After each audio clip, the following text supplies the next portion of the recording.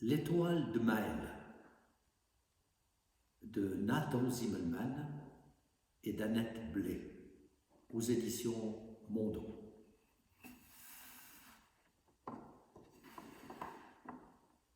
Maël était un petit ange et n'était pas bien important. Il n'était pas assis à la droite de Dieu, ni même à sa gauche. Il n'était pas assis du tout.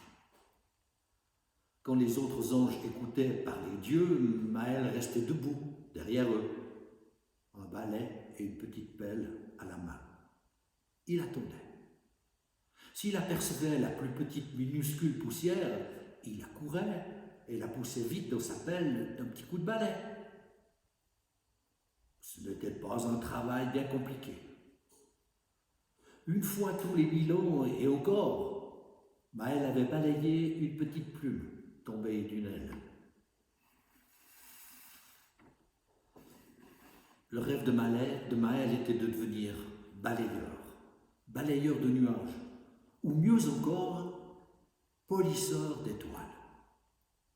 Chaque fois qu'on proposait une place dans les petites annonces du ciel, il était le premier à se présenter.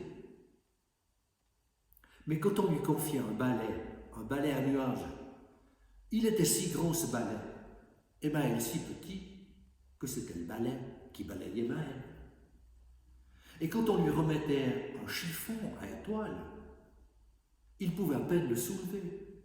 Il lui échappait des mains, et Maël tombait dans ses plis, comme dans un duvet. Pourtant Maël ne se décourageait pas.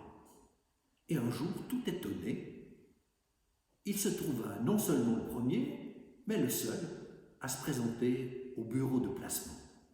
« Est-ce que je suis en avance ?» demanda Maël. « Non, » répondit l'ange de service sans lever la tête du grand livre où il écrivait. « Est-ce que je suis en retard ?» L'ange de service ajouta un point sur un i et dit « Tu es juste à l'heure. » Il tendit à Maël un chiffon à étoile.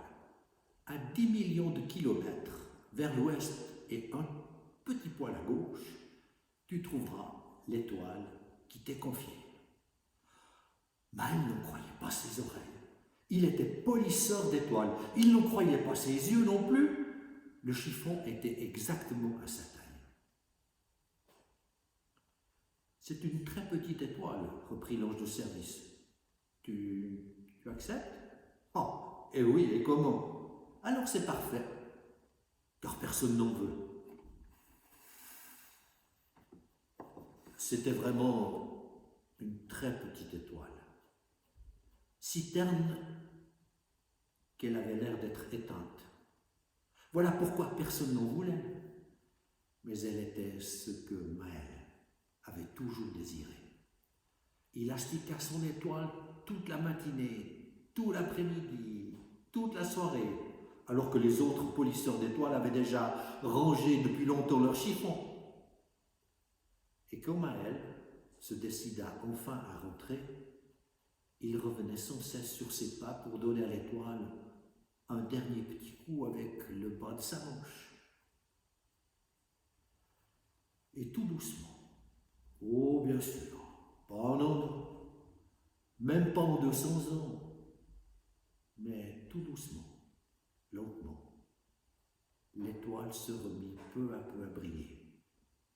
Et ce point de ciel, longtemps si sombre et si sinistre, s'éclaira d'une petite lumière très gaie.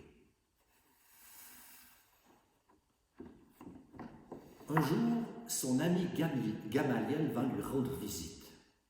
Et quand il vit de loin comme l'étoile de Maël scintillait maintenant dans le ciel, il déclara « Maël, tu dois participer au concours. » Maël regarda son étoile, mais elle est vraiment très petite, me semble-t-il. Mais ce n'est pas la taille qui compte. Ton étoile est si brillante, si joyeuse. Cette fois, Maël n'était pas le premier à se présenter. En vérité même, il était le dernier. Devant lui s'étirait une longue file d'immenses anges polisseurs. Chacun portait une énorme étoile, rutilante. Gamaliel poussa Maël du coude. Ce n'était peut-être pas une aussi bonne idée que ça. Mais ne m'as-tu pas dit que ce n'était pas la taille qui compte? Dit Maël en donnant un ultime petit coup de chiffon à son étoile. La longue file des anges passait lentement devant Dieu, mais à chaque étoile qu'on lui présentait, Dieu secouait la tête et disait non, non, ça ne va pas, ce n'est pas une étoile pour cette nuit-là. À la fin, il ne restait plus que Maël.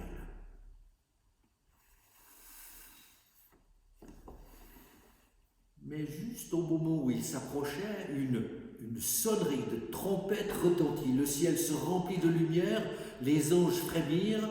L'archange Gabriel se présentait majestueux au concours. Une trompette d'or dans sa main droite, et une étoile éblouissante dans sa main gauche. Gabriel s'avança. Il éleva son étoile devant Dieu, elle brillait de toutes les couleurs imaginables, et même de celles qui ne l'étaient pas. Magnifique. Mais ce n'était pas ce que souhaitait Dieu. C'est alors qu'il remarqua Maël. Approche, petit. Montre-moi ton étoile. Maël fit un pas en avant. Il leva son étoile devant Dieu sans trembler. Dieu regarda la petite étoile qui luisait doucement et il hocha la tête en souriant. C'est exactement ce qu'il me faut. Alors toute l'assemblée se mit à applaudir et même Gabriel souffla dans sa trompette. Maintenant, Maël, viens avec moi, dit Dieu. Tenant son étoile à deux mains, Maël suivit Dieu qui traversa le ciel à grands pas.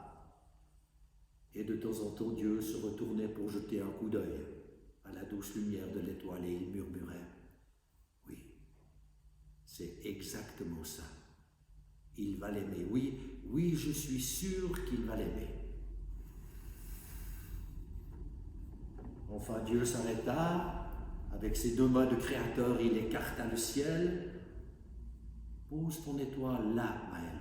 Oui, juste ici. Comme elle est jolie. Comme sa lumière est joyeuse. Regarde. Maël donna un petit coup de chiffon à son étoile pour qu'elle brille davantage encore. Puis il la fit descendre tout doucement, tout tranquillement. Et l'arrêta là, juste au-dessus d'une étable à Bethléem.